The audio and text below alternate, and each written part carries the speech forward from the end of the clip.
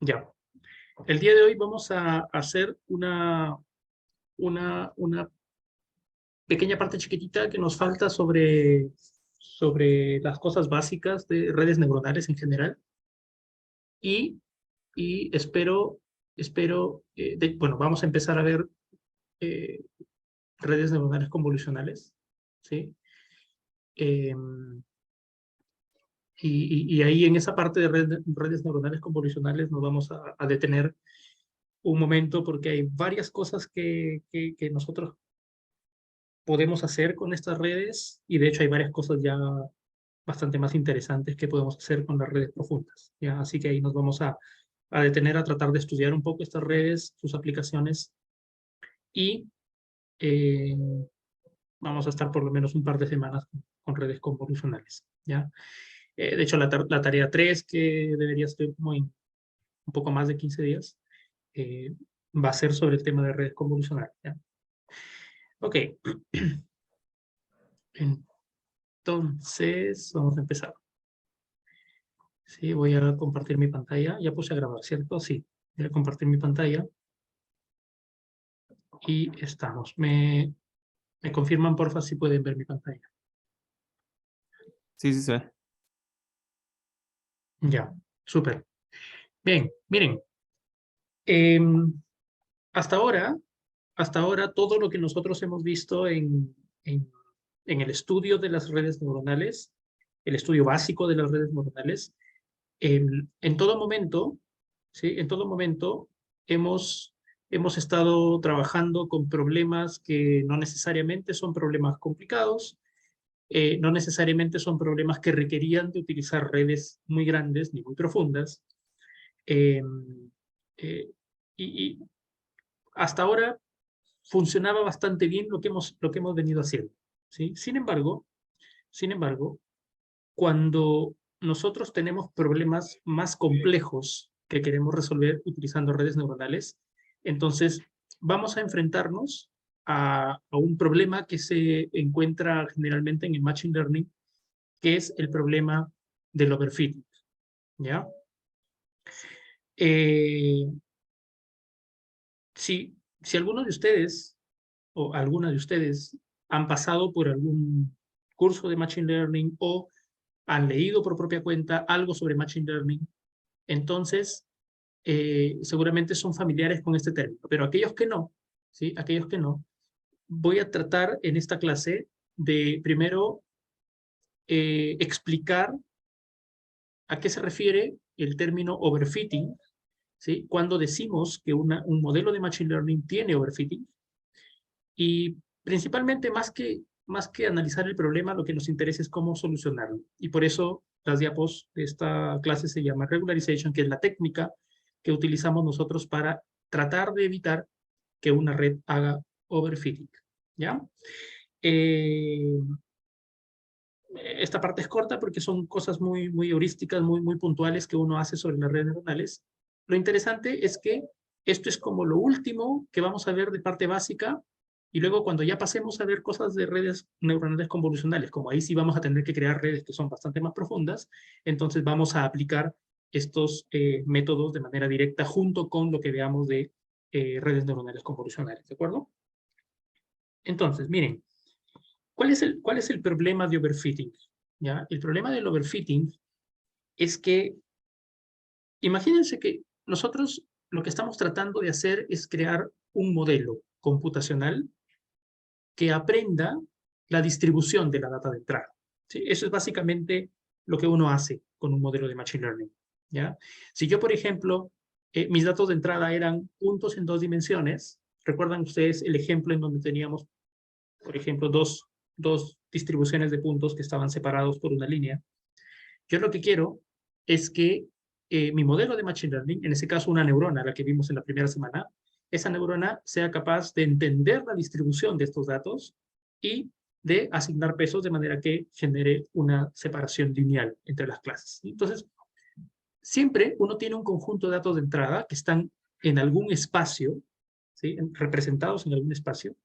El modelo de Machine Learning lo que va a hacer es tratar de asociar su, digamos, asociar su capacidad a la distribución de esos datos. ¿De acuerdo? Pero ¿qué sucede? Sucede que si yo tengo modelos que tienen muchos parámetros, ¿sí? Supongamos que yo hubiera querido solucionar ese problema de la separación lineal con una red neuronal mucho más profunda, ¿no? Que tiene bastantes más capas, que tiene muchas neuronas, ¿ya? El problema es que al tener bastantes más parámetros, entonces lo que va a comenzar a pasar es que esa frontera de decisión que nosotros creábamos, que inicialmente era una línea, esa frontera de decisión va a comenzar a hacerse bastante más compleja y trata de asociar cada punto de la data con alguna parte de la frontera de decisión. Entonces, básicamente lo que uno está haciendo es como memorizando la data, ¿ya? Memorizando la data. ¿Por qué pasa esto? Esto pasa porque si uno utiliza un modelo que tiene bastantes más parámetros que datos, en algún momento estamos ante un problema que tiene más ecuaciones que variables, ¿de acuerdo? Que tiene más ecuaciones que variables, ¿ok? ¿Cuál es el problema con que se memorice la data? ¿Ya? ¿Cuál es el problema con que se memorice la data? Miren, les voy a ejemplificar esto en la pizarra, ¿sí? Para mostrarles cuál es realmente el problema, cuál es realmente el problema de memorizar datos, ¿ya? Supongamos, ¿sí? Supongamos que yo tengo un conjunto de puntos, ¿ya? Supongamos que yo tengo un conjunto de puntos y ese conjunto de puntos, por ejemplo, están en esta forma, ¿ya? Fíjense que estoy graficando puntos en, podríamos decir, en alguna distribución, ¿sí? Eh, y supongamos que yo quiero saber cuál es la función que describe a estos puntos. Entonces yo podría crear una función polinómica, por ejemplo, ¿cierto? Yo podría crear, ¿sí? Alguna función f de x, ¿sí? Tal que f de x es un polinomio, ¿ya? Un polinomio, ¿de acuerdo? El modelo más simple que yo podría utilizar para fitear toda esta data, o sea, para tratar de explicar toda esta data a través de un modelo matemático, ese modelo más simple podría ser, por ejemplo, simplemente una línea, ¿cierto? Es decir, yo podría hacer el fit y tratar de hacer, quiero que se ajusten todos esos puntos al modelo más simple posible. Este f de x entonces sería algo como esto, ¿no? Este f de x sería algo como ax más b, ¿cierto? Sería como la función más simple que explicaría esos datos, ¿de acuerdo? Sin embargo, yo podría hacer algo más incluso, ¿sí? Yo lo que podría hacer, por ejemplo, es hacer que este modelo, ¿sí? Sea un modelo bastante más complejo, ¿okay? Y que de hecho este modelo trate, ¿sí? Trate de seguir toda la tendencia de los datos, ¿sí? Claramente este modelo ya no sería una línea, sino que este modelo de repente tendría alguna otra representación polinómica. ¿Ya? Vamos a llamarle p de x, en donde p de x es un polinomio de x de grado mayor probablemente, el grado 3, grado 4, grado 5. ¿Ok? Cuando nosotros tenemos datos y tenemos modelos que tratan de explicar estos datos, son modelos que tratan de ajustarse a la distribución de los datos, uno de los problemas de tener modelos complejos como el modelo celeste es que ese modelo prácticamente ha memorizado la data, ¿sí? De hecho, si yo hago que ese polinomio P tenga un grado bastante más alto, muy probablemente esta curva va a ser como que va a tratar de pasar por todos los puntos posibles, ¿sí? Y eso se llama memorizar la data. Se llama memorizar la data porque fíjense que si uno le entrega al modelo un punto cualquiera, lo que te va a dar es la función exacta en donde cae ese punto, ¿de acuerdo? Está memorizando la data, ¿ya? ¿Cuál es el problema de que un modelo de Machine Learning memorice la data? El problema de que un modelo de Machine Learning memorice la data es que si luego tú tienes nueva información o nuevos datos, ¿sí? Si tú tienes nuevos datos, ¿sí? Supongamos que estoy poniendo aquí en rojo nuevos puntos, ¿ok? Si yo evalúo la función azul, por ejemplo, en los valores X de estos puntos rojos, se dan cuenta ustedes que lo que me va a dar es información totalmente distinta, ¿no? Por ejemplo, para este punto me va a dar este valor, para este punto me va a dar este valor, para este punto me va a dar este valor, y así, ¿sí? Fíjense ustedes que ¿sí? Lo que estoy haciendo es tratando de hacer que la data nueva se ajuste a la curva que yo acabo de crear. ¿Sí? Estoy creando ahí los puntitos que serían como aquellos que yo predigo. ¿Ya? ¿Cuál es el problema con eso? El problema es que al tener un modelo muy complejo, fíjense que en realidad he perdido la capacidad de generalizar. ¿Sí? He perdido la capacidad de generalizar y cualquier cosa que yo quiera probar sobre ese modelo es como que el modelo no sabe hacer otra cosa que mandarme hacia los puntos que tienen la mayor cercanía en la curva de este polinomio. ¿De acuerdo? Si yo hago lo mismo, ¿sí? Si yo hago lo mismo con el modelo verde, fíjense ustedes que al aplicar esto mismo, yo voy a obtener puntos en la línea, ¿cierto? Voy a obtener puntos aquí para cada punto rojo, ¿sí? Y de hecho, para este ejemplo que acabo de poner aquí, fíjense que el error, que sería como tratar de calzar el punto rojo con el verde más cercano, el error incluso es menor para estos puntos rojos con el modelo de línea que con el modelo de curva, ¿sí? ¿Qué significa esto? Significa que el modelo verde, el modelo de la línea, pese a que es un modelo que no se ajusta completamente a la data, es un modelo que, si es que yo le entrego nueva data, me va a entregar mejores aproximaciones que el modelo fiteado en azul. ¿Sí? Yo lo que podría decir de este ejemplo, es un ejemplo de juguete, pero lo que podría decir es que el modelo verde, lo voy a graficar así, ¿sí? Generaliza bien, ¿sí? Generaliza bien. ¿Por qué? Porque me entrega un error pequeño cuando yo tengo nuevos puntos. Y yo podría decir que el modelo celeste no generaliza bien. ¿Sí? No generaliza bien. ¿De acuerdo? Ahora, pregunta. Si yo tengo un conjunto de datos cualquiera, ¿sí? En este conjunto de datos cualquiera, ¿qué es lo que quiero? Un modelo que se ajuste bien a la data de entrenamiento y no generalice bien, o un modelo que tal vez no se ajuste tan bien a la data de entrenamiento, pero que generalice bien. ¿Qué creen ustedes que sería lo mejor si es que yo estoy tratando de solucionar un problema cualquiera?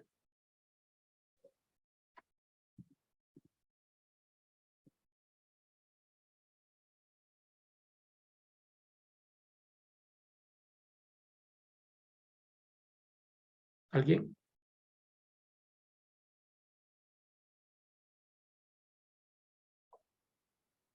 Generalización, ¿sí? Generalización como lo dice Diego, ¿ok? Entonces, ¿sí? Entonces, fíjense que, fíjense que, voy a poner ahora de nuevo aquí, un modelo que generaliza. Pero, profe, ese Sebastián, en este caso es mejor un modelo que en promedio le achunte, aunque tenga cierta varianza, que un modelo que se ajuste a los datos. Claro, un modelo que te da una mejor predicción de datos nuevos es mejor que un modelo que, por más que esté ajustado a la data de entrenamiento, no te dé buenas predicciones al momento de poner datos nuevos, ¿cierto? ¿Sí? Esa es la idea, porque fíjense que lo que uno está queriendo aquí es aprender la distribución. Tú no quieres memorizar la distribución. Tú quieres aprender las tendencias de la distribución de manera que tú puedas predecir luego datos nuevos. ¿Ok? Entonces, ¿sí? Entonces, en las redes neuronales surge un problema gigantesco y es que conforme nosotros vayamos creando modelos cada vez más profundos que tienen muchos parámetros, hay una gran tendencia y hay una alta tendencia a memorizar datos. Hay una alta tendencia a el overfitting. ¿Ok? Entonces, ¿sí? Entonces, existen algunas estrategias que nos permiten a nosotros lidiar con el problema de overfitting, ¿no? ¿Cómo hacemos para que una red neuronal no memorice la data? ¿Sí? ¿Cómo hacemos para que una red neuronal no memorice la data? Por ejemplo, ¿sí? Por ejemplo, una de las primeras estrategias es mientras más datos, mejor. ¿Sí? Esto tienen que tenerlo ustedes como regla, ¿sí? Como regla.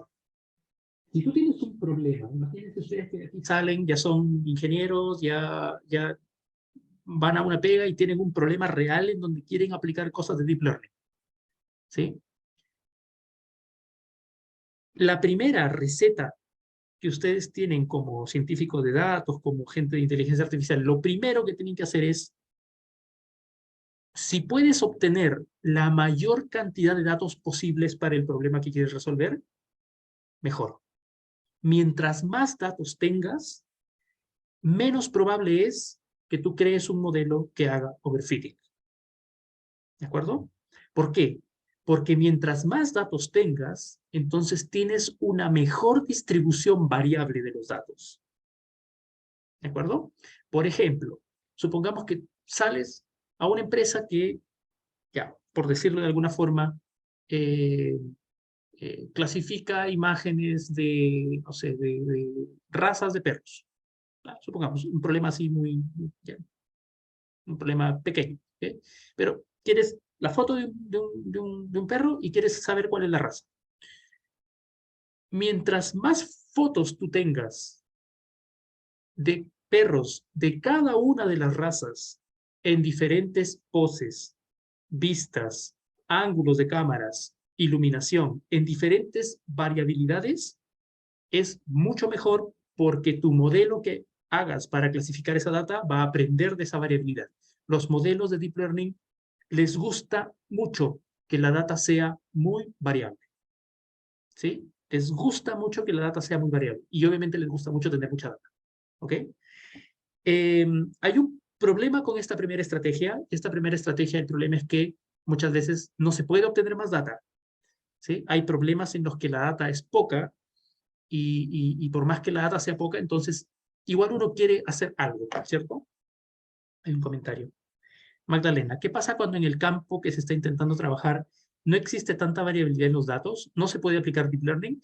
Sí, se puede aplicar Deep Learning, ¿ya? Pero eh, mi consejo es,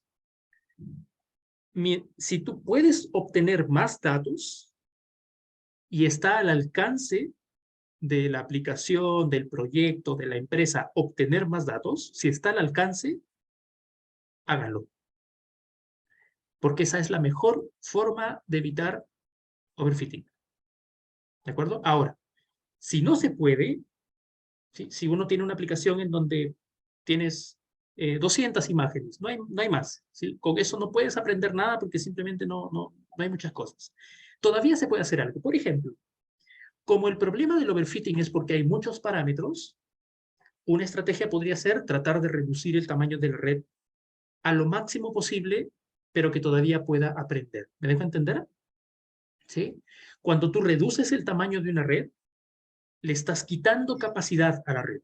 O sea, estás haciendo que la red tenga menos capacidad de aprender. Pero esto es un trade-off. Si tú tienes poca data y lo único que te queda es reducir el tamaño de la red, probablemente eso es lo que haya que hacer para tener un modelo que no memorice la data. ¿De acuerdo? Entonces, dos estrategias simples que, si se dan cuenta, dependen de la data, ¿no? Incrementar el tamaño de la data, si se puede, se hace. Reducir el tamaño de la red, obvio que no lo vas a reducir a tal punto en el que simplemente tu red ya no haga nada, ¿no? Tiene que haber un trade-off, un tamaño de red aceptable de manera que puedas hacer esto. Pero, ¿qué pasa si ni siquiera con esto funciona? ¿No? O sea, ¿qué pasa si no tengo más data? ¿Y qué pasa si yo empiezo a reducir el tamaño del modelo y no mejora la cosa? ¿Sí? Entonces, para esto tenemos las técnicas de regularización. Las técnicas de regularización son técnicas, ahora sí, que van de la mano de las redes neuronales para tratar de hacer que estos modelos no sobrefiteen. ¿Ya? Vamos a ver tres técnicas de regularización. ¿Ya? La primera técnica de regularización es una técnica que viene heredada del aprendizaje estadístico, que viene heredada de los métodos estadísticos de regresión. ¿Ya? Esta regularización se llama regularización L2, ¿sí? Regularización L2, y parte de una intuición muy simple, ¿ya? De una intuición muy simple. Nosotros tenemos un conjunto de parámetros, ¿cierto? Los pesos, ¿ya? Tenemos un conjunto de parámetros que son los pesos. Entonces, existe una técnica ¿sí? Existe una técnica en estadística, en aprendizaje estadístico, que se llama Ridge Regression, que es como regresión Ridge, ¿ok? En donde esta técnica, eh, lo que por intuición dice más o menos es esto. Si tú tienes parámetros que en magnitud son muy grandes, generalmente esos parámetros que en magnitud son más grandes están representando un modelo que es muy complejo, están representando un modelo matemático muy complejo. ¿De acuerdo? Entonces, una forma de reducir la complejidad del modelo, una forma de reducir que ese modelo comience a ser como una función muy compleja y que memorice los datos, es que yo lo que quiero es que mis pesos sean lo más pequeños posibles. ¿Ya? Entonces, voy a aplicar una técnica de manera que al momento de hacer las actualizaciones de los pesos, quiero que los pesos no sean libres del todo, no tengan una magnitud libre del todo, sino que estos pesos se mantengan dentro de un valor que sea aceptable. ¿Ya? ¿Cómo hacemos eso? Eso lo hacemos a través de una técnica que en optimización se llama weight decay o decaimiento de pesos. Y la idea es muy simple. La función de costo, la función de loss, ¿sí? La función de loss que nosotros empleamos para entrenar una red neuronal, por ejemplo, cross entropy loss o por ejemplo mean square error, cualquier función de loss, a esa función de loss de la red neuronal yo le voy a agregar un término que es la suma del cuadrado de todos los pesos. ¿Sí? La suma del cuadrado de todos los pesos. ¿De acuerdo? Multiplicado por un parámetro lambda, que es un parámetro que va a indicar qué tan importante es este término dentro de la optimización. Fíjense que la intuición aquí es la siguiente. Yo quiero minimizar el loss de la red neuronal, como siempre, pero además quiero minimizar la suma de las magnitudes de los pesos. Como ahora esto es parte de la función de optimización, lo que estoy haciendo es que cada momento, por gradiente descendente, estoy tratando de que esos pesos no se vayan hacia arriba, sino que la magnitud se mantenga siempre acotada. ¿De acuerdo? Eso, si nosotros utilizamos esta nueva función de loss, esta nueva función de optimización, y aplicamos los gradientes, como lo hemos visto en las primeras semanas de clases, entonces lo que nosotros obtenemos, ¿sí? Lo que nosotros obtenemos es una regla de actualización que tiene esta forma. ¿Sí? Es una regla de actualización que tiene esta forma. Fíjense ustedes, esta regla de actualización dice, el peso, algún peso, es igual, si nosotros quitamos este factor, sería el peso anterior menos learning rate por gradiente. Era lo que teníamos inicialmente. Pero fíjense que ahora al introducir este nuevo término de weight decay, W se multiplica por un valor, ¿sí? Se multiplica por un valor que es claramente menor que 1. ¿Sí? Esto es 1 menos dos números menores que 1 partido por n, en donde n es el tamaño de datos que está entrando, en este caso el minibatch. Fíjense que aquí lo que estoy haciendo es W es igual a un W más chiquito escalado menos lo que venga del gradiente. ¿Sí? ¿Qué estoy haciendo con esto? Estoy haciendo que los pesos se vayan achicando cada vez más. La pregunta que se harían ustedes, profe, pero entonces la optimización no haría que los pesos se vuelvan cero, porque claramente si los pesos se vuelven cero, este término es el mínimo, ¿cierto? O sea, el mínimo de la suma de los cuadrados de estos pesos es que todos sean ceros. ¿Saben por qué los pesos no se vuelven ceros? Porque en esta optimización hay dos cosas que están compitiendo. Está compitiendo el loss de la red neuronal, que es la que te dice que también tienes que clasificar, y está compitiendo el loss que está reduciendo los pesos. Esta optimización lo que está haciendo es balancear. Está balanceando en todo momento, ¿sí? La capacidad de aprendizaje de la red junto con la capacidad de no permitir que los pesos sean muy grandes. ¿Ok? Diego, ¿se logra un equilibrio entonces? Sí, sí, se logra un equilibrio. Ahora, fíjense, ¿cómo se logra el equilibrio? El equilibrio se logra por el hiperparámetro de weight decay que uno le ponga aquí, ¿cierto? Este parámetro lambda es el que indica qué tanta importancia le vas a dar al factor de decaimiento de pesos o qué tanto peso le estás quitando a los originales, ¿ya? Desafortunadamente, esta técnica tiene ese problema. Hay que setear el parámetro de wake decay de manera adecuada y no es fácil. ¿Sí? No es fácil setear, no hay una regla, no hay una ecuación que me diga cómo setear el parámetro de wake decay, sino que uno simplemente tiene que hacerlo por prueba y error. ¿Sí? Puede pasar, por ejemplo, que uno le ponga un parámetro de wake decay que lo que haga es que simplemente la optimización no converja. O sea, es realmente un detalle no menor, tener que depender de un parámetro extra, hiperparámetro extra, ¿ya? Entonces, ¿sí? Entonces, hay, afortunadamente, en las redes neuronales, una técnica de regularización que funciona mucho mejor y es bastante más controlable al momento de desarrollar. Y esta técnica se llama dropout, ¿sí? Imagínense ustedes que tenemos una red neuronal así como la que tenemos aquí, la que está en el dibujo, ¿sí? Esa red neuronal, cuando nosotros la entrenamos, le ponemos datos de entrada, generamos la salida, o sea, computamos todo, generamos las salidas y luego hacemos backpropagation, ¿cierto? Ponemos de nuevo datos, generamos salida, hacemos backpropagation. Y ese es el ciclo que uno va haciendo para el entrenamiento. Sin embargo, hay una intuición detrás de la memorización, ¿no? ¿Saben qué está pasando cuando uno memoriza la data? Cuando uno memoriza datos, lo que está pasando es que cuando uno ingresa datos en la red neuronal, hay un grupo de neuronas y caminos de neuronas que siempre se activan, ¿ya? Entonces, es como que hay paths o caminos de la red neuronal que están siendo activados siempre ante una determinada data.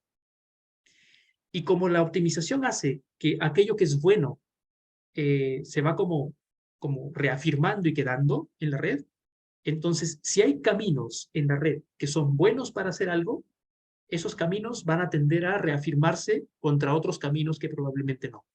¿De acuerdo? Cuando me refiero a caminos, me refiero a cómo la información fluye pues, a través de la red neuronal, ¿ya? Entonces, una forma de evitar que existan esos caminos que se van creando por la optimización es aplicar este truco que se llama dropout. El truco de dropout es que en cada vez que tú pasas data, cada vez que tú pasas, por ejemplo, un mini batch, cuando tú pasas un mini batch por la red neuronal, lo que vas a hacer es aleatoriamente apagar algunas neuronas. Cuando me refiero a apagar algunas neuronas, me refiero a que un grupo de neuronas no van a participar en el cálculo de ese mini batch. Entonces, aquí sí como se muestra en el gráfico, por ejemplo, ante algún mini batch, aleatoriamente voy a apagar esta neurona, voy a apagar esta neurona y voy a apagar esta neurona. ¿Qué logro con eso? Lo que logro es que ante la entrada de ese mini batch, la información va a fluir por aquellos caminos que no fueron apagados. O sea, necesariamente va a fluir por aquellos caminos que no fueron apagados. Cuando se haga el backpropagation, la retropropagación sucede en aquellos pesos de aquellas neuronas que no fueron apagadas. Cuando viene un nuevo mini batch, como esto es aleatorio, apago de nuevo otro grupo de neuronas y fíjense qué es lo que va a pasar. Ante cada mini batch, los caminos que va a crear la red son cada vez distintos. Son siempre caminos distintos, ¿sí? Hay una analogía, ¿no? Que dice, cuando yo utilizo dropout, es como que en cada vez que yo paso data por la red neuronal, estoy entrenando una red neuronal distinta todo el tiempo, ¿ya? ¿Y eso es bueno? Sí, es bueno. ¿Por qué? Porque lo que estás haciendo es tratando de que las conexiones neuronales, ninguna pierda importancia con respecto a otras, sino que estás forzando a que la capacidad de la red se dé por completo. ¿De acuerdo? Magdalena, ¿es como generalización dentro de la red? Sí, sí, claro, obvio. Fíjense, es como que en todo momento la información está fluyendo por diferentes partes, ¿no? Está fluyendo por diferentes partes y eso fuerza a que hayan pesos que siempre se estén actualizando. ¿De acuerdo? Y como esto es aleatorio, entonces cada neurona tiene la misma probabilidad de ser o apagada o activada. Entonces hay como una suerte de perturbación. Durante el entrenamiento es como que uno tomara la red neuronal y como que le estuvieras como que le estuvieras todo el tiempo perturbando de manera que nunca memorice, ¿no? De manera que nunca memorice, ¿de acuerdo? Afortunadamente, el parámetro que uno emplea para esto es simplemente decidir cuál es la probabilidad que tiene una neurona de apagarse. ¿Sí? Entonces, por ejemplo, el parámetro es 0.2, significa que la probabilidad que una neurona se apague es 0.2. En la práctica sería como que, dada una cierta capa, aproximadamente el 20% de las neuronas se apagan y el otro 80% se queda funcionando, ¿ya? Y no es, esa es otra ventaja, no es un hiperparámetro que es muy difícil de setear. Fácilmente uno puede setear un valor incluso pequeño, 0.1, 0.2, y ya uno obtiene alguna ganancia para evitar el overfitting. ¿De acuerdo? ¿Sí? ¿Preguntas hasta ahí?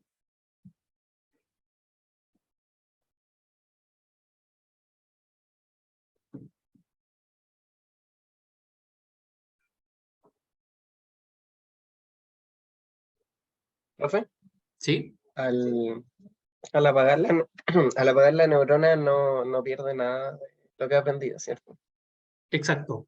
Exacto. Es como que se congelara. ¿Sí? Es como que se Gracias. congelara. Todos los pesos asociados a esa red se quedan congelados. No, no se actualizan en esa iteración o en esa pasada de datos, ¿no? A la siguiente de repente sí le toca y ahí sí se va a actualizar y así. Entonces es como un poco ir jugando con los pesos. Yanina, esto se hace después de aplicar la primera función de activación en adelante. Esto se hace para cada capa oculta. De hecho, bueno, es una decisión de desarrollo. Yo puedo querer aplicar dropout solo a una de las capas ocultas y no a todas, por ejemplo, ¿sí? O yo podría decidir aplicarla a todas las capas ocultas, ¿sí? Pero se aplica siempre sobre capas ocultas, ¿de acuerdo?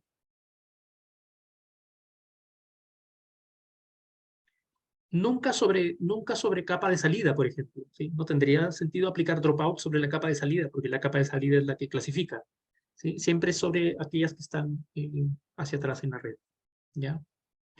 Diego, o sea que eso implica que algunas dimensiones no se usan en cada iteración. Exacto, sí, exacto. O sea, hay neuronas que no se utilizan cuando está entrando alguna data para hacer el aprendizaje.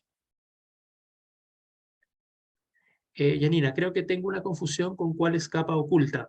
Eh, eh, eh, técnicamente cuando hacemos el desarrollo, ¿sí? Técnicamente cuando hacemos el desarrollo, las, las, la red neuronal está compuesta por capas ocultas y capa de salida, ¿cierto? Porque la data es la que entra directamente a la primera capa oculta, ¿sí? O sea, si volvemos a la analogía de ecuaciones versus variables, dropout es como usar distintas ecuaciones para resolver. Sí, cuando viene un mini batch, ¿sí? Cuando viene un mini batch, escoges aleatoriamente cuáles son las ecuaciones que resuelven ese mini batch, ¿sí? Cuando viene otro mini batch, estás escogiendo otro conjunto de ecuaciones aleatoriamente y así. Entonces, cada vez que ingresa hay como diferentes ecuaciones que están resolviendo el problema y eso genera, eso genera variabilidad, si ustedes se dan cuenta. ¿Sí? Eso genera variabilidad porque estás haciendo de que no haya nunca un grupo de ecuaciones que se concentren en la data. ¿Sí?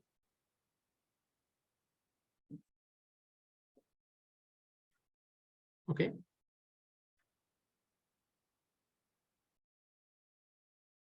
Ok.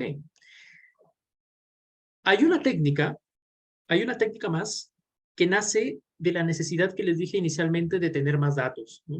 Recuerden que les dije, eh, si tienes más datos, mejor, ¿sí? Mientras más datos tengas, mejor, ¿sí? Entonces, hay una técnica artificial, ¿sí? Hay una técnica artificial que permite generar datos, ¿sí? Que permite generar datos, que se llama la técnica de data augmentation o aumentación de datos, ¿sí? Lo que vas a hacer es lo siguiente. Tú tienes un conjunto de datos inicial, que es el conjunto de datos que tienes para tu problema, ¿sí? El conjunto de datos inicial. Lo que tú puedes hacer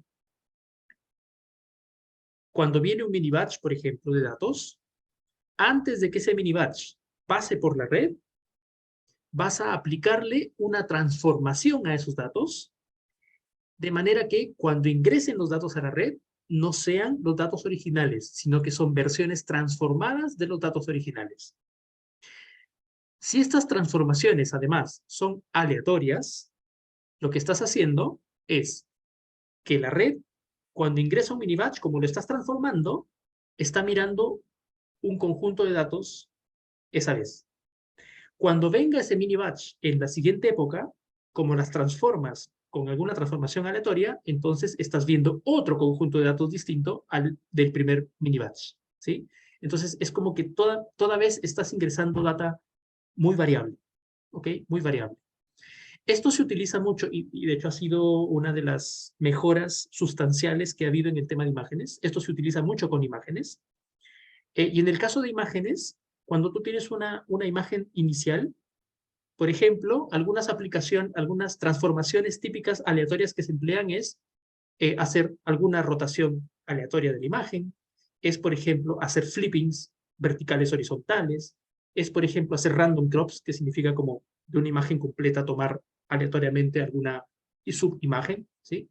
Y se aplican estas transformaciones de manera que uno va variando la forma como ingresan los datos de las imágenes. Y funciona maravillosamente bien. Data Augmentation es una de las técnicas que uno utiliza casi siempre para trabajo con imágenes. ¿Ok? La transformación se hace dentro de la red o antes de generar los mini batches. La transformación se hace antes de que la data entre a la red. ¿Sí? Antes de que la data entre a la red. ¿De acuerdo? Ricardo, pero cambiar la data desde la original no crearía nueva data distinta. Sí, y eso es lo que queremos, ¿cierto? ¿Recuerdan lo que les dije al inicio? Mientras más datos tengas y más variabilidad de datos tengas, entonces, al hacer data augmentation, es como que prácticamente estuvieras entrenando la red con un conjunto infinito de datos, ¿sí? Y al tener un conjunto infinito de datos, eso le hace bien a la red, ¿sí? Eso le hace bien a la red. Ricardo dice, ¿cómo se sabe que no estás creando nueva data? Es nueva data, ¿sí? Estás creando nueva data, porque imagínate tú, cada vez que ingresa una imagen, hablemos en términos de imágenes porque es ahí donde se aplica mucho. Cada vez que ingresa una imagen, la rotas un ángulo, 22 grados. Y así es como tratas de que la red la aprenda. La siguiente vez que esa data pase por la red, ya no le vas a aplicar una rotación, probablemente le vas a aplicar un flip horizontal. Ya es otra data y la haces pasar por la red. ¿Sí? Cuando viene de nuevo, le aplicas otra transformación y así. Cada vez la red está mirando la misma data pero transformada. ¿Sí? Yanina, me suena a lo que hacen en NLP, que crean más datos traduciendo los originales a otro idioma y luego volverlos a traducir al original usando un traductor. Por ejemplo, ¿sí? Lo que dice Yanina es cierto. Cada dominio de problema, ¿sí? Cada dominio de problema va a tener un conjunto de transformaciones potenciales que uno puede aplicar sobre la data. ¿Ya? Entonces, por ejemplo, para imágenes hay un conjunto de transformaciones potenciales. Para texto hay un conjunto potencial de transformaciones. Para cosas 3D, que es lo que yo trabajo, por ejemplo.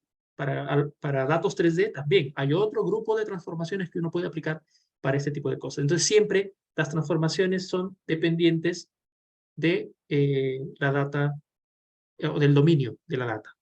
¿Okay? Las transformaciones son dependientes del dominio de la data. ¿De acuerdo? ¿Sí? Esa es pregunta de cuestionario, ¿no? ¿Sí?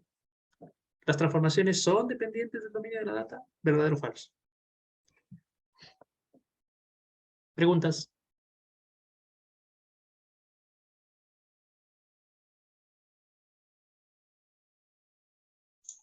Profe, ¿y hacer oversampling soluciona el problema de overfitting o lo empeora?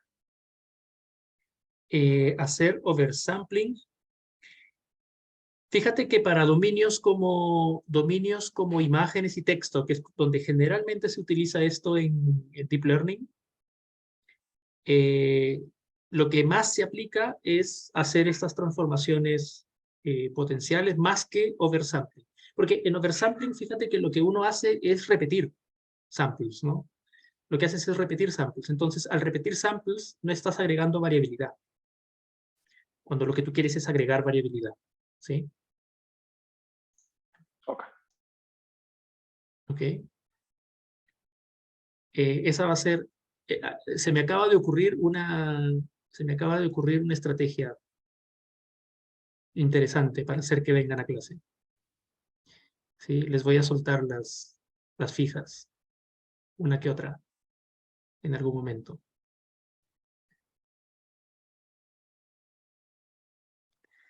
Diego, igual está bien. En otra materia nos ha dicho que derechamente inventan o duplican datos. Acá es una modificación.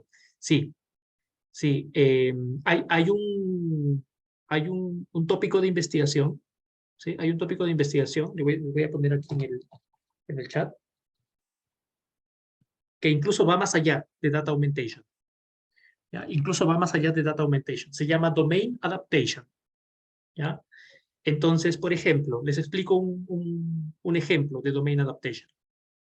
Supongamos que estamos creando una red neuronal para un carro autónomo.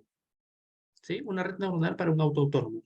Que sea capaz, por ejemplo, de identificar dónde están las líneas de las pistas, que sea capaz de identificar dónde hay peatones, que sea capaz de identificar dónde hay señales de tránsito. ¿Sí? Sin embargo,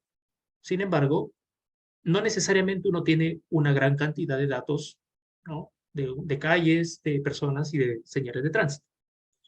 Entonces, lo que se ha hecho, por ejemplo, en este problema en particular, es que la gente ha utilizado computación gráfica para generar una escena de una ciudad, utilizan rendering para hacer que la escena se vea lo más parecido posible a una situación real, dibujan personas caminando por la calle, dibujan señales de tránsito, dibujan las líneas de las pistas, y ahora sí, haces una animación como que un auto estuviera paseándose por la ciudad y tomas toda la cantidad de fotografías de rendering, ¿no? Haces toda la cantidad de renderings posibles y obviamente como tú has generado esa escena, tú sabes dónde está la señal de tránsito, dónde está la persona, dónde están las líneas de eso y estás generando una cantidad de datos tremenda desde un dominio completamente distinto. O sea, no son imágenes reales, son imágenes generadas por computador, pero estás tratando de adaptar, por eso se llama Domain Adaptation, estás tratando de adaptar la data de un dominio distinto a un dominio real. Y funciona maravillosamente bien. Entonces ustedes pueden, por ejemplo, ir y buscar eh, eh, aplicaciones, ¿no? Aplicaciones de Domain Adaptation. Se utiliza mucho cuando tú no tienes datos y tú tienes la capacidad de poder generar datos de manera artificial a través de este tipo. Fíjense que es diferente a Data Augmentation. En Data Augmentation tú solo haces transformaciones, ¿no? En Domain Adaptation tú estás utilizando datos que vienen de un dominio y lo estás tratando de adaptar a otro dominio para que puedas tener más datos y poder hacer un mejor entrenamiento. ¿Ya? Eso. ¿Ok? ¿Preguntas? ¿Preguntas hasta ahí?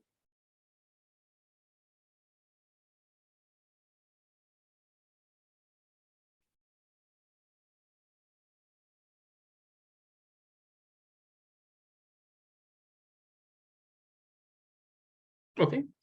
Bien, como último tema, antes de pasar ya a comenzar a ver realmente cosas de imágenes, texto, y ya comenzar a ver las aplicaciones del Deep Learning, hay, hay un, hay un ingrediente que nos falta para poder comenzar a entender todo lo que se va a venir, ¿ya? Y este ingrediente es el Batch Normalization, ¿ya? Batch Normalization. Les voy a explicar de qué trata esta técnica de Batch Normalization que se utiliza para dos cosas, ¿ya? Se utiliza para dos cosas. Primero, se utiliza para hacer que la red converja más rápido. O sea, es una técnica que permite que el entrenamiento de una red tome menos tiempo. Pero además, se ha llegado a probar con algunos experimentos que Batch Normalization es también una técnica de regularización. ¿Sí? Entonces, es una técnica que se utiliza bastante, por ejemplo, en las redes neuronales modernas. Y que tiene estos dos, digamos, tiene estas dos ventajas, ¿no? estoy haciendo que la red converja más rápido, pero también a la vez estoy haciendo regularización. ¿Ya? Entonces son dos cosas que hace esta técnica. Miren, vamos a ver qué es a qué se refiere batch normalization. ¿Ya? Supongamos que tenemos esta red neuronal, que es la red neuronal que hemos visto en varios ejemplos en nuestras clases. ¿Sí? Tenemos esta red neuronal, ¿sí? Y supongamos, ¿sí? Supongamos que yo lo que tengo, ¿sí? Supongamos que yo lo que tengo es, por ahora, solamente la red neuronal que forma parte de todo esto que está adelante, no lo que está marcado en azul, ¿sí? Sino solamente lo que está de L2 en adelante, ¿sí? Fíjense ustedes que si yo tomo solo una parte de la red neuronal, desde L2 en adelante, es como que yo estuviera entrenando la red neuronal compuesta por L2 hacia adelante con la data que proviene de todo lo que se generó antes, ¿cierto? Entonces, fíjense que básicamente es como que yo estuviera entrenando esta subred con los datos X1, en donde los datos X1 son las salidas de esta caja azul, ¿cierto? ¿Sí? Entonces yo podría como generar toda la data que viene hasta L1 y ahí comenzar a entrenar la red hacia adelante, ¿ya? ¿Qué sucede? Miren, ¿qué sucede?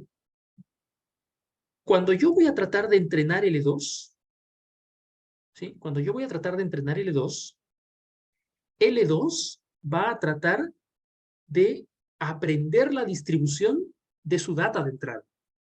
¿Me dejo entender? Visto de esta forma, L2 va a tratar de aprender la distribución de su data de entrada. Y la distribución de su data de entrada es X1. ¿De acuerdo? Y ahí podemos fijarnos que hay un problemilla. Ese problemilla es que, como toda la red se entrena y todos los pesos cambian al momento de hacer backpropagation, la primera vez que vino datos de X1 podrían tener una distribución totalmente distinta a la segunda vez cuando vino X1. ¿Me dejo entender? Yo paso la data X1, yo paso una data que genera X1 y a partir de ahí la paso para adelante. Y L2 está tratando de aprender lo que generó X1. Pero como los pesos de L1 también cambian por backpropagation, la siguiente vez que pase esta data puede que genere un X1 que es totalmente distinto al X1 anterior. ¿Sí? ¿Qué significa eso? Significa que la capa L2 todo el tiempo está recibiendo data con distribuciones modificadas. O sea, es la misma data, pero está modificándose de alguna forma. ¿Por qué esto es malo? Esto es malo porque, fíjense que yo lo que quisiera es que ojalá toda la distribución de cada capa se mantenga, de manera que eso haga que se converja más rápido, ¿cierto? Si toda la distribución de la data se mantiene, entonces esto va a converger más rápido, ¿ya? A este problema, en donde una determinada capa siempre está recibiendo distribuciones distintas todo el tiempo, a este problema se le llama covariate shift, ¿sí? O un shift de covarianza, ¿sí? Todo el tiempo la data se está moviendo, ¿sí? X1 se está moviendo todo el tiempo, haciendo que sea muy difícil que L2 capture esa distribución subyacente de la data que está recibiendo, ¿sí? La consecuencia es que esto demora en entrenar. ¿Cómo podemos solucionar esto? Para solucionar este problema existe batch normalization. Miren, la idea es muy simple. Aquí está el algoritmo, pero se los voy a explicar en palabras primero y luego vamos al algoritmo, ¿ya? Yo recibo un mini batch de entrada, ¿sí? Yo recibo un mini batch de entrada y ese mini batch comienza a pasar por la red.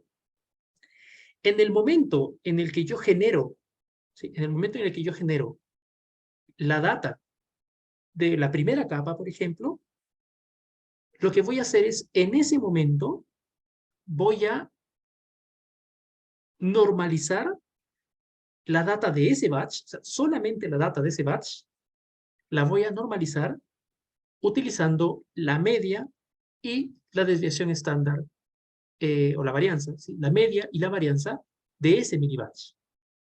¿De acuerdo? Entonces, ingresa un mini batch, genero la salida de la primera capa, y como tengo ahora datos para cada uno de los datos del mini batch, voy a calcular el promedio, voy a calcular la varianza, y voy a normalizar la salida así, ¿no? La salida que había obtenido originalmente, menos la media sobre la desviación estándar. ¿De acuerdo? Ojo, esto se aplica para cada mini batch independientemente. Por eso se llama batch normalization. ¿Sí? Se aplica para cada mini batch independientemente. Ahora, ustedes pueden preguntarse, profe, pero si yo normalizo la data en ese mini batch, ¿qué pasa? ¿Qué pasa si la optimización no requería que yo haga esa normalización? Entonces, lo que voy a hacer es aplicar como paso final, ¿sí? Aplicar como paso final una corrección. Miren lo que estoy haciendo aquí. Normalizo la data con batch normalization. Y luego lo que hago es ese dato normalizado lo multiplico por un valor gamma y le sumo un valor beta. ¿Sí? Y eso va a ser la nueva salida de esa capa. Ustedes se preguntarán, pero no tiene mucho sentido, porque yo normalizo y luego estoy de nuevo como moviendo la data. Lo que pasa es que ahora este parámetro lambda, este parámetro gamma y este parámetro beta son parámetros aprendidos de la red. O sea, yo voy a aprender cuál es la media y la varianza que tengo que multiplicar por un determinado mini batch para corregir la normalización. ¿De acuerdo? Elisa, profe, eso se usa a pesar de normalizar la data de entrada en un primer momento, pero eso no sería como agregar una capa más a la red. Sí, se usa pese a normalizar la data de entrada. Lo que pasa es que, fíjense, había una estrategia que vimos nosotros, ¿no? Que era inicializar los pesos de tal forma que uno preserve la varianza de los datos, ¿recuerdan? Sin embargo, ese método de inicialización, ¿sí? Ojo que tiene como ventaja o como requisito que uno trata de aproximar las varianzas, ¿sí? Pero no necesariamente las varianzas son las mismas, ¿sí? Basta con que haya un pequeño shift en las varianzas, ya uno tiene un problema, ¿sí? Entonces uno aplica batch normalization para corregir ese problema. Diego, ¿esto se hace para la salida de cada capa? Sí, ¿sí? Entonces ahora, cuando uno usa batch normalization, cada capa tiene un valor gamma y un valor beta de parámetros adicionales. ¿Sí? Un valor gamma y un valor beta de parámetros adicionales. ¿De acuerdo? Y estos valores se utilizan. Ahora sí, cuando yo hago pasar la red, utilizo esos valores para hacer este cálculo. ¿De acuerdo? Profe, ¿Sí? me perdí un poco. Uno normaliza, porque yo voy a tener un batch, y Sí. cada elemento de ese batch tiene varios atributos. Ujú. Yo normalizo por cada atributo, Por o sea, atributo. es por atributo. Por atributo. O sea, por ejemplo, si tienes 100 muestras y tienes 10 atributos, Ujú. entonces la media va a ser un vector de 10 elementos. Es la media de Ya, cada atributo y es la varianza de cada atributo, ¿sí? ya, perfecto. Gracias. Y por eso también fíjense que gamma y beta son vectores de la dimensión de atributos. Entonces, gamma es un vector de dimensión 10 y beta también sería un vector de dimensión 10 en el ejemplo, ¿sí? Diego, ¿pero esta normalización afecta al backpropagation? No, no. Las neuronas de XY están normalizadas, eh, saben que están normalizadas, ¿sí? Pero fíjate, justamente ahí tiene sentido porque al hacer backpropagation, tú retropropagas el error primero a través del batch normalization, o sea, a través de los parámetros gamma y beta, ¿sí? Luego a través de la normalización y finalmente a través de los valores de salida de la neurona, ¿sí? ¿Ok? Profe, ¿Sí? entonces después al momento de hacer predicciones nuevas, ¿también van a influir esos gamma y beta? Sí, porque quedan seteados, quedan fijos. Una vez que tú entrenaste la red, cada capa tiene gamas y betas que quedaron fijos y que cuando haces inferencia utilizas esos valores que quedaron fijos. Ah, ok, gracias. Ujú. Sí, sí, eso, Diego. O sea, son parámetros de la red. ¿Sí? Son parámetros de la red y quedan seteados en la red. Entonces, cuando tú terminaste de entrenar la red, se quedaron estos parámetros fijos que son como pesos, o sea, se quedaron fijos ahí al momento de hacer inferencia, los vuelves a utilizar esos fijos para poder hacer la inferencia. ¿Sí? Eso. ¿Ok? Entonces, hay un grafiquito aquí. Miren, esto muestra un ejemplo. ¿Sí? Esto muestra un ejemplo. Este es el ejemplo que mostró el paper original en donde se presentó batch normalization. ¿Sí? Fíjense que cuando se entrenó una red neuronal alguna, ¿sí? Se necesitó 30 millones de iteraciones para obtener el accuracy de 72.2 sin batch normalization. ¿Sí? 30 millones de iteraciones sin batch normalization. Cuando se utilizó batch normalization con el mismo learning rate de la red original, tomó 13 millones de iteraciones, ya no 30 millones, o sea, casi la mitad. Y si uno incluso utiliza batch normalization con un learning rate más alto, o sea, 5 veces el learning rate original, 30 veces el learning rate original, uno llega a utilizar incluso mucho menos iteraciones, 2 millones de iteraciones para alcanzar el mismo performance. ¿Ya? Funcionan. Casi todas las redes neuronales preentrenadas que nosotros vamos a usar ya de aquí en muy poquito, todas utilizan dentro batch normalization para hacer el trabajo de aprendizaje. ¿Ya? Así que eso, quería terminar de ver toda la parte básica de esto, viendo estas dos cosas, regularización y batch normalization, que van a ser términos comunes que vamos a ver en nuestras implementaciones a partir de ahora. ¿Ya? Ahora sí, preguntas, comentarios.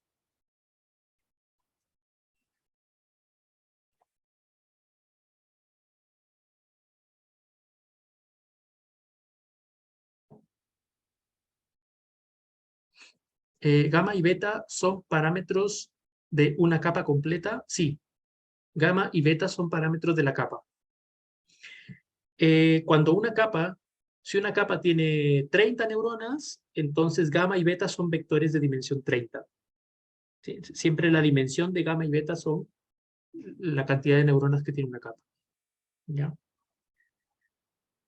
En la práctica es como conectar una neurona extra al comienzo, es como conectar una neurona extra al final de cada capa, ¿no? ¿Sí?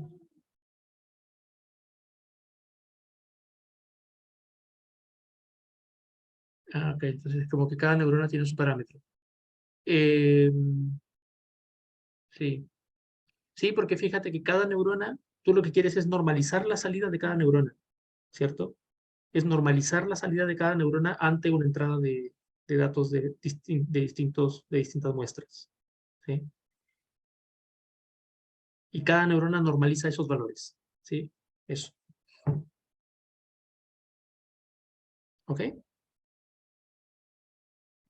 Ok, bien, bien. Ahora sí, ahora sí. Ok, entonces creo que estamos listos, ¿sí? Hasta ahí diría yo, hemos visto toda la parte básica de redes neuronales y deep learning. Podríamos llamarle como todos los fundamentos de redes neuronales y deep learning. Y ahora sí nos metemos a aprender eh, la parte más eh, práctica y la parte más también de aplicaciones, ¿no? O sea, a dónde nos llevó todas estas técnicas y estas heurísticas que hemos visto hasta ahora. Vamos a empezar a ver el trabajo con imágenes. ¿Ya? Vamos a empezar a ver el trabajo con imágenes. Pero antes de que nosotros podamos entrar a estudiar las redes neuronales convolucionales, que son las que se utilizan para hacer trabajo en imágenes, yo creo de vital importancia que nosotros entendamos muy bien a qué nos referimos cuando hablamos del término convolución. ¿Sí? Necesitamos comprender y entender qué cosa es la operación de convolución si luego uno quiere ir e interpretar qué es lo que está pasando en una red neuronal convolucional, que básicamente lo que hace es como operación interna convolución. ¿Ya? El éxito que tienen las redes neuronales actuales que procesan imágenes, ya sea en computer vision, ya sea en inteligencia artificial, este éxito se debe a una operación matemática, ¿sí? Una operación matemática conocida como convolución, y que el primer uso de convolución dentro de redes neuronales se hizo como en finales de los años 80, año 89, pero realmente esta idea, este concepto no es tan reciente, ¿sí? Yo les había comentado la primera semana que hacia los años finales de los 50 hubo un estudio de dos neurocientíficos, Hubel y Wiesel, en donde ellos hicieron experimentos sobre mamíferos para tratar de descifrar cómo funcionaba el sistema de visión animal. Ellos utilizaron, obviamente, técnicas invasivas, ¿no? Ellos, por ejemplo, conectaron electrodos, ¿sí? Dentro de ciertas partes de gatos y monos, ¿okay? Para tratar de entender qué pasaba cuando a un animal tú le ponías un estímulo visual, qué pasaba con las señales eléctricas que pasaban por su nervio óptico, ¿ya? Hicieron un estudio, que es un estudio muy completo, de hecho ellos luego ganaron el Nobel, ganaron un premio Nobel, ¿sí? por estos estudios, y ellos llegaron a mostrar que la forma como los mamíferos ven, cómo responde su sistema de visión ante un estímulo, es porque existe una jerarquía de procesamiento de información en el cerebro, ¿sí? Es decir, el estímulo visual ingresa por los ojos. Una vez que ingresa por los ojos, esa información se transforma en un primer paso, y comienza a transformarse esa información hasta que en algún momento el nervio óptico comienza como a extraer diferentes tipos de características de cada una de estas imágenes.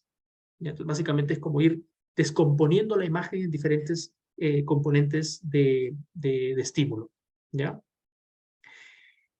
Ellos trataron de modelar este comportamiento, ¿sí? Trataron de modelar este comportamiento matemáticamente, ¿sí?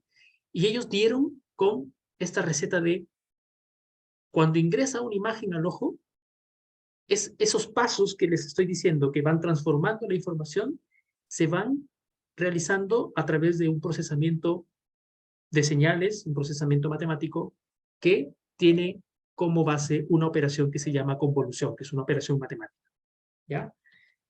¿Qué cosa es la convolución en sí? Supongamos que yo tengo una imagen, a esta imagen la voy a representar como un conjunto de píxeles y la voy a representar además en esta estructura siempre como si fuera una matriz, ¿no? Como si fuera una matriz, una grilla, una estructura rectangular que almacena datos, en donde cada uno de los valores que tiene esta imagen representa algo. En este caso, físicamente representa luminancia, representa una propiedad de color, ¿de acuerdo? La convolución es una operación lineal, ¿ya? La convolución es una operación lineal que transforma el contenido de una imagen aplicando un elemento estructural sobre la imagen al cual vamos a llamar filtro o kernel, ¿sí? Este filtro o kernel realiza una operación sobre la imagen, pero ojo, es una operación local, ¿sí? Es una operación local, de manera que, por ejemplo, si yo tengo esta imagen que tiene 3 píxeles y 3 píxeles, ¿sí? Son 9 píxeles que están ubicados en esta disposición, después de aplicarle la operación de convolución, alguna operación de convolución, yo lo que voy a obtener es un consolidado de todos estos datos que representa ahora un solo número, que en este caso es el número 100. Fíjense lo que está pasando aquí. es como que yo estuviera tomando como unidad de análisis el píxel central y estoy tomando todos los píxeles alrededor para computar alguna función que agrega toda esa información y genera un número modificado, que en este caso es el 100. ¿Ya? Ojo, por ahora no estoy hablando de ninguna función en particular, no estoy hablando de ningún kernel en particular, simplemente estoy generalizando qué es lo que funciona, o sea, cómo funciona esta operación. ¿Ya? Si yo tengo una imagen, una representación en grilla, en matriz, yo lo que voy a hacer es, localmente, voy a transformar la información que está en esa matriz para generar nueva información en una matriz nueva de salida.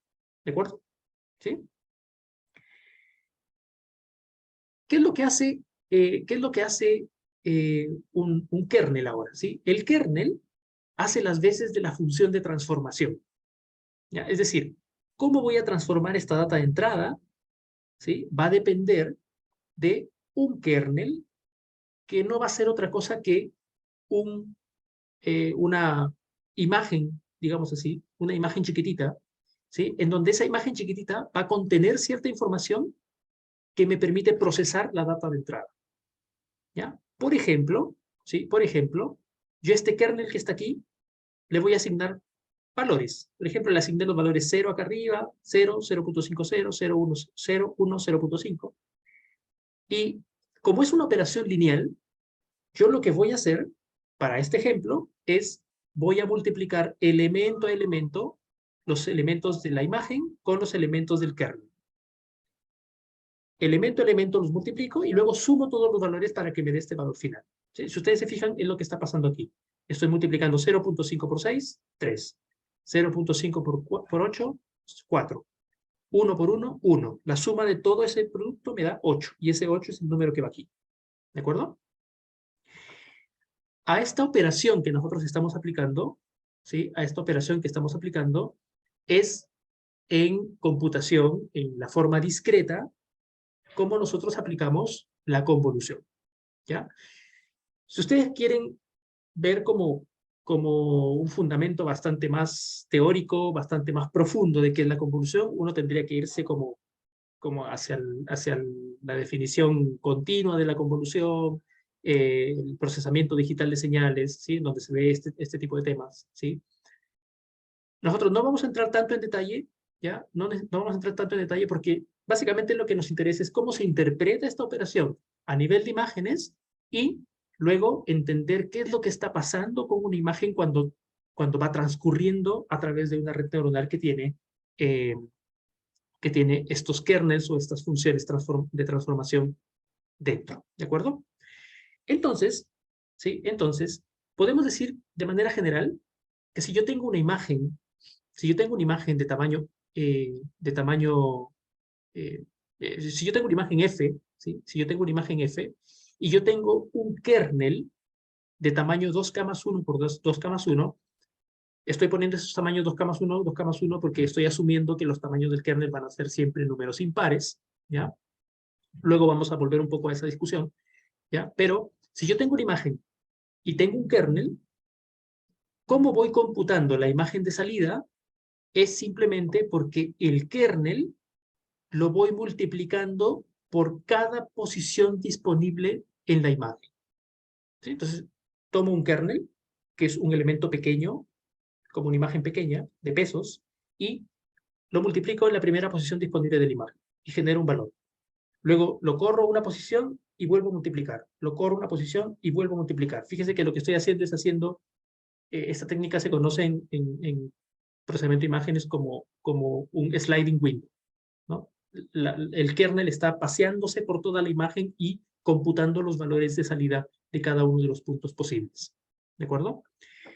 La convolución tiene propiedades, como cualquier otra función, como cualquier otra función lineal, ¿sí? Es asociativa y es conmutativa, ¿ya? Es asociativa y es conmutativa. Y entonces, ¿sí? Entonces, lo que uno hace cuando aplica la convolución, como la imagen generalmente es más grande que el kernel, entonces el kernel va a hacer las veces de pasearse por toda la imagen computando cada uno de los valores de salida posibles para la imagen. ¿Ok? ¿De acuerdo? Preguntas hasta ahí.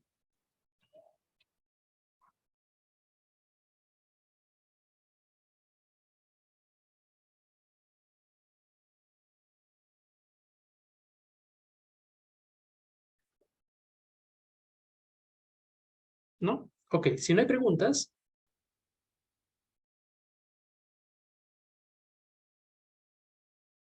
sí, ahora vamos a ver, miren, justamente este ejemplo que les voy a mostrar acá.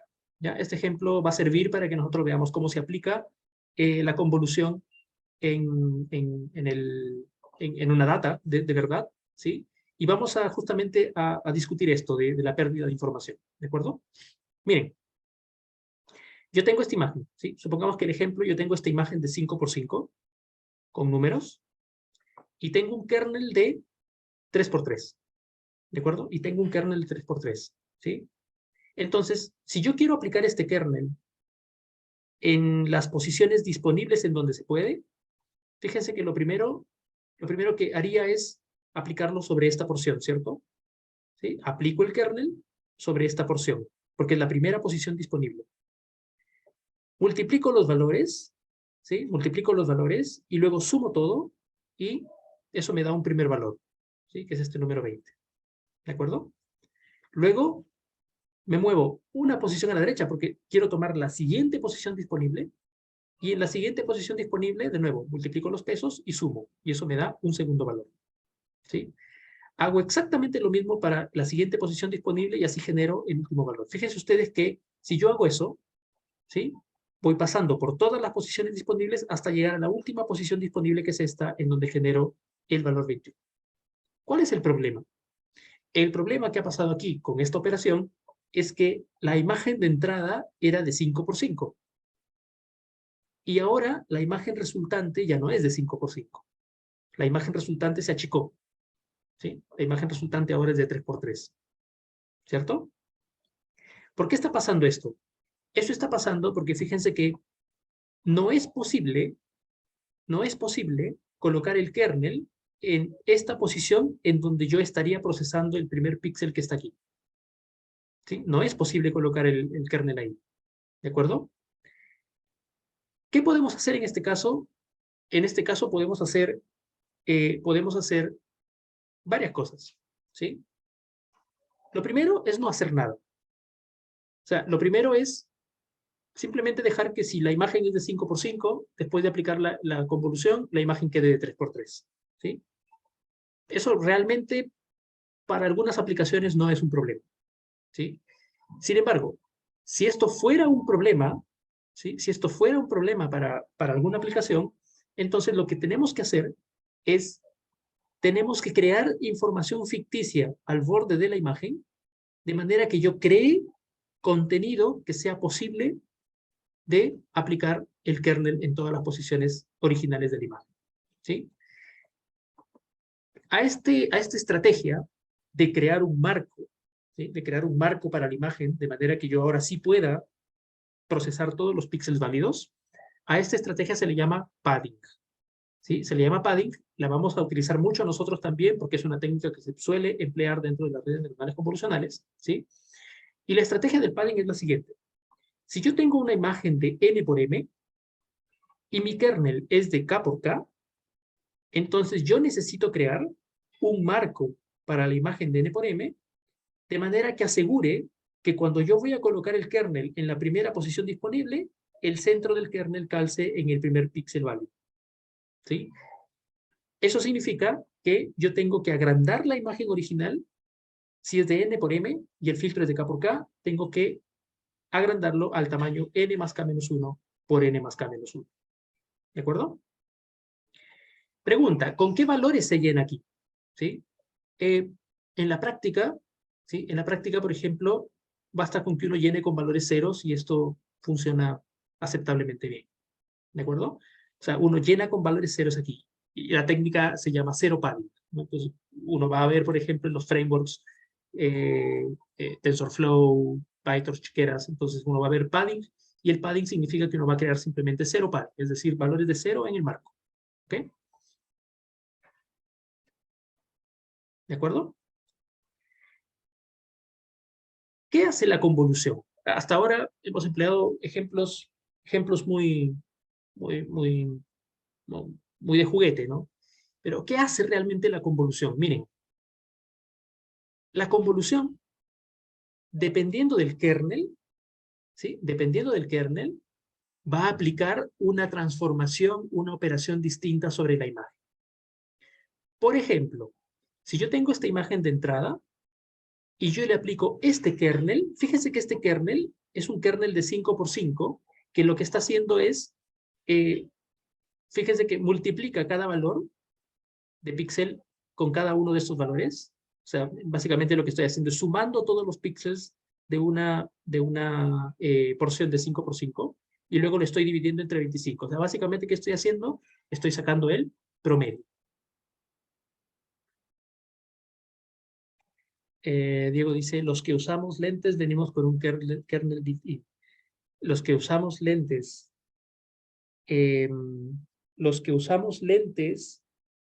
tenemos un gaussiano en nuestros ojos, gratis, ¿no? Tenemos un gaussiano gratis en nuestros ojos. Este kernel, ¿sí? Este kernel está promediando.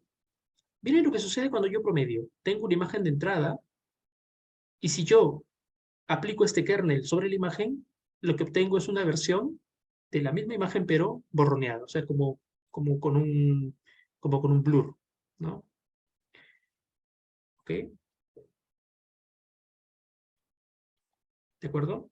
Si yo utilizo un kernel más grande de promedio, por ejemplo, ¿sí? Si yo utilizo un kernel de tamaño 21, fíjense lo que pasa, ¿sí? La imagen se borronea todavía bastante más. ¿Y eso es por qué? Porque estoy tomando una ventana más grande de datos y estoy promediando toda la ventana en ventanas más grandes. Estoy básicamente suavizando la información de manera muy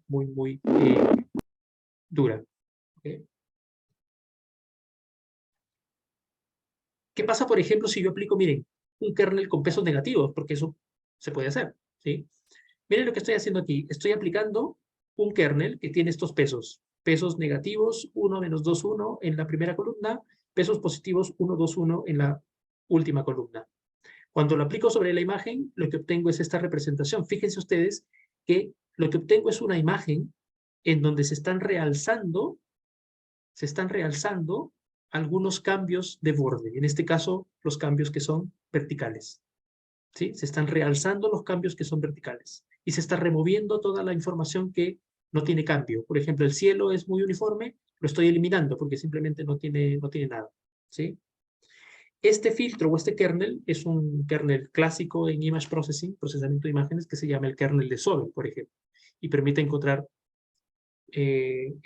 bordes verticales en una imagen. Si yo cambio, ¿Profe? ¿sí? No, siga después pregunto. Sí, dale. Ya. En la imagen anterior, ese borde negro que tiene es por el padding de 0. Sí, es por el padding de 0, porque fíjate que cuando tú fuiste a poner el kernel de convolución en el borde, habían muchos valores 0, y al promediar, los ceros te llevan el promedio hacia abajo. ¿Sí? Ya, gracias, profe. ¿Ok? Lo mismo pasa, por ejemplo, si yo aplico un kernel de este tipo, un kernel horizontal. ¿De acuerdo? ¿Sí? Entonces, primera enseñanza de esto, la convolución es una operación lineal. ¿Sí? La convolución es una operación lineal. ¿Qué hace la convolución? Lo que hace la convolución es computar una respuesta de la imagen contra un kernel. El kernel es el que define qué tipo de respuesta yo voy a obtener sobre la imagen. ¿Sí? ¿Qué tipo de respuesta voy a obtener sobre la imagen? Uno podría irse como hacia la parte más algebraica de esto, ¿no? Y ustedes saben que si yo tengo dos cosas, dos entidades, dos vectores, por ejemplo, ¿sí? Si yo tengo dos vectores y les aplico el producto punto a dos vectores, el producto punto entre dos vectores me está dando de alguna forma la intuición de similitud, ¿cierto? ¿Sí? De hecho, si yo tengo dos vectores, el producto punto me está indicando o está relacionado al ángulo entre los dos vectores. Entonces, como que yo estoy definiendo si es que ese producto punto tiene un valor grande o pequeño. Dependiendo de ese valor, sé si los vectores son muy disímiles o muy parecidos. ¿Sí? Fíjense que aquí estamos haciendo lo mismo. La convolución, en realidad, a nivel local, no es otra cosa que un producto punto. No es otra cosa que un producto vectorial. Es un producto punto, vectorial no, producto interno. El producto punto entre dos cosas que me dice si el contenido de la imagen se parece a lo que tengo como contenido en el kernel, voy a tener una respuesta diferente a que si el contenido de la imagen sea diferente al contenido del kernel. ¿Sí? Lo que estoy haciendo, entonces, si lo vemos desde el punto de vista así algebraico, al aplicar un kernel sobre la imagen en diferentes puntos, lo que estoy tratando de evidenciar es qué partes de la imagen tienen una respuesta grande o pequeña con respecto al kernel. ¿Sí? Esa sería como la intuición. ¿Ya? Eso, y el kernel, bueno, define una forma de transformación. ¿Sí? El kernel define una forma de transformación, es decir, la data de entrada es una imagen, después de aplicarle el kernel, esa imagen cambió. ¿Sí? Esa imagen cambió. ¿De acuerdo? Preguntas.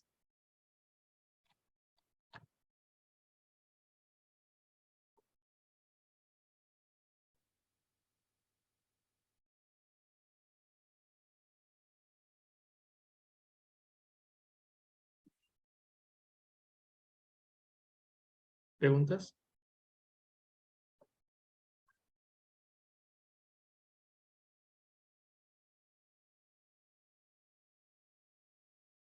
Ok, ok.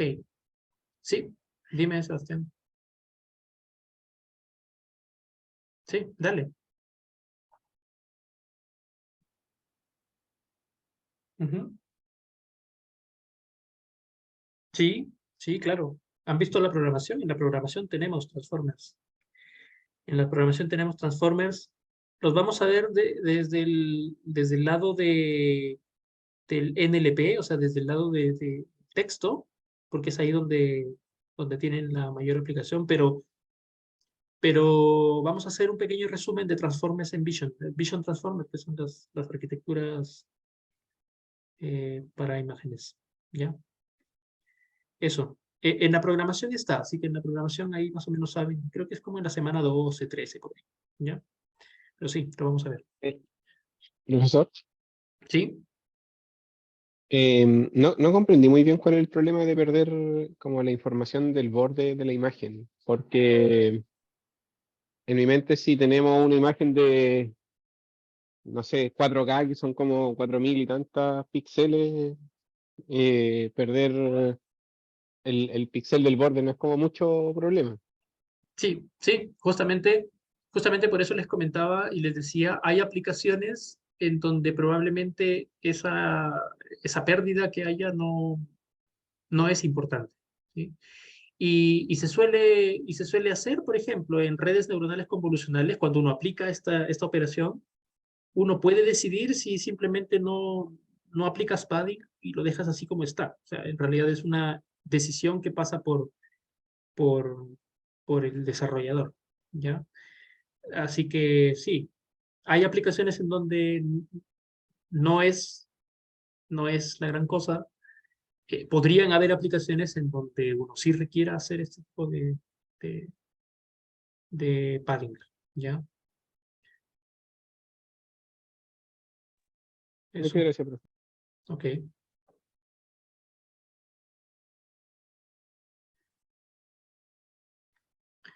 Ok, bien, nos vamos a quedar ahí, ¿ya? Nos vamos a quedar ahí. Vamos a continuar el día lunes. El día lunes empezamos a ver capas convolucionales. Básicamente las capas convolucionales son capas como las que hemos visto ahora, pero ahora en lugar de utilizar pesos y biases, lo que hacemos es convolución. ¿Sí? Van a ver ustedes que es algo muy sencillo desde la idea que tenemos ahora. Y nada, de ahí nos comenzamos a meter con las arquitecturas de redes conocidas, ResNet y este tipo de cosas, y empezamos a hacer algunos experimentos con Transfer Learning. Ahí se empieza a poner más interesante la cosa. ¿Ya? Así que eso, no se olviden que el día lunes tenemos cuestionario, ¿sí? Y no se olviden, les lo dejo también aquí dicho, voy a colocar un post en el foro también.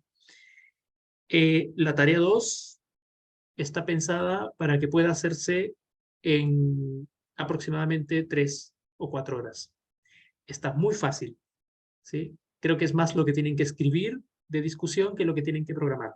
Entonces, para esta tarea 2 no va a haber prórrogas, ¿de acuerdo? Así que lo voy a poner en el foro también para que todos lo sepan, pero eso, la tarea fue diseñada para que no tengan que ocupar mucho tiempo haciéndola, sino que más bien me interesa que la hagan bien en el tiempo acotado que tenemos, ¿de acuerdo? Eso. Gracias. ¿Sí? Cortito, es que tengo varias dudas de la tarea, pero son dudas chicas. La primera, ¿hay que hacer gráficos con los accuracy o basta con los prints que entrega los reportes? Basta con los prints. Yo lo que haría es, si quieren como que la cosa quede bien y se pueda ver todos los resultados, yo pondría una tabla en donde están cada función de activación con su accuracy obtenido y luego sobre eso hacer la discusión. Ya. La otra duda es si hay alguna referencia de la accuracy al cual debiésemos llegar como tuvimos la vez pasada. Ya, gracias. Buena pregunta. No, porque fíjense que lo que quiero yo es que, dado el modelo inicial, Ujú. obtienes un primer accuracy. Si tú luego no mueves nada, solamente la función de activación, quiero que ustedes sepan qué es lo que pasa con ese modelo cuando cambian la función de activación. Entonces, no es importante la accuracy. Ustedes podrían tener un primer modelo que tiene 20% de accuracy con sigmoide, pero luego quiero ver qué pasa con las otras funciones, o sea, si mejora o no mejora, siempre sobre la base de esa primera red que ustedes crearon. ¿Ok? Ya, es que justamente esa es mi duda porque no sé si a lo mejor con la base ya me dio una accuracy muy bueno, Ujú. pero con las otras 4 me cambió, pero así menos de un punto porcentual. De Así mejor, 0,5. Sí. 0.5 Sí. es la diferencia entre que un carro autónomo te vea en el camino o no. Así que Ya, 0.5 de accuracy con una función de activación nueva es, es eh, ganancia. es, es ganancia, sí. Ya. Y tengo otra duda con la función de la semilla pseudo aleatoria, que Ujú. en el código de implementación se llama la función en el momento de crear la red. Ujú. Pero tengo la duda de si no habría que inicializar una semilla también en el momento que se crean los data loader. No, porque fíjate que si tú creas solo una vez los data loaders arriba, Ujú. abajo cuando los utilices, siempre sigue siendo el mismo data loader. Pero si yo después este mismo collab lo vuelvo a ejecutar otro día, ¿me podría cambiar los resultados? Pero arriba está inicializada la semilla, ¿o no? ¿Sí? Ah, ya. Entonces, puede Sí, ser. sí, creo que sí. Puede ser. Sí, y si no está inicializado, sí, lo recomiendo. O sea, pongan arriba el inicializado, inicialicen la semilla arriba en el data loader y Ya. luego vuelvan a inicializarla cada vez que crean nuevas redes. Ah, ya. Sí. Y la última duda es sobre unos hiperparámetros que hay, donde hay unos hiperparámetros que están definidos. Ujú. Y hay dos que tengo la duda que no sé si hay que usarlos, que son momentum y log interval. No, no, si no se usan en el código que yo les he dado es porque probablemente Ya, quedó ahí porque eso es un primer notebook que yo tenía y se quedó ahí se quedaron ahí nomás, pero no, no, no. Todo lo que está en el código que yo les entregué es todo lo que tienen que usar. ¿De ya, acuerdo? ok. Esas eran las dudas. Ok, Gracias. ok, ok, bien. Gracias a todos. Entonces nos vemos el día lunes. ¿Sí? Gracias, que tengan un buen fin de semana. Chao, chao. Chao, profe. Chao, nos Chao. vemos. Chao, Cuídense. profe. Chao, profe. Chao, profe. Chao, chao, nos vemos. Chao, profe.